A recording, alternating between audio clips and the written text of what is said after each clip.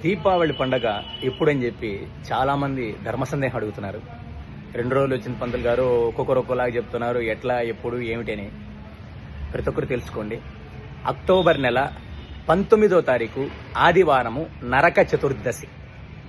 October నెల 19వ తారీఖు ఆదివారము నరక చతుర్దశి. అక్టోబర్ నెల 20వ తారీఖు సోమవారము దీపావళి అమావాస్య. సోమవారము అక్టోబర్ నెల 20వ తారీఖు దీపావళి అమావాస్య. ఆ రోజే లక్ష్మీ పూజలు, దీపావళి పండుగ చేసుకోవాలి. లక్ష్మీ పూజలు చేసుకునేవాళ్ళు లక్ష్మీ పూజలు చేసుకోవాలి.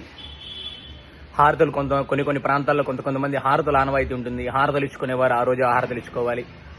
అక్టోబర్ నెల 20వ తారీఖు సోమవారము దీపావళి అమావాస్య. లక్ష్మీ పూజలన్నీ కూడా ఆ రోజే చేసుకోవాలి. అలాగే కేదారేశ్వర నోములు చేసుకునేవాళ్ళు 21వ తారీఖు మంగళవారం చేసుకోవాలి. అక్టోబర్ నెల 21వ తారీఖు మంగళవారము కేదారేశ్వర నోములు. 19వ తారీఖు ఆదివారము నరక చతుర్దశి.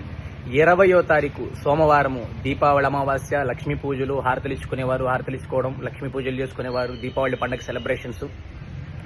అక్టోబర్ నెల 21వ తారీఖు మంగళవారము కేదారేశ్వర నోములు చేసుకునే వాళ్ళు నోములు చేసుకోవాలి. ప్రతి ఒక్కరు తెలుసుకోండి, అందరికీ తెలియజేయండి.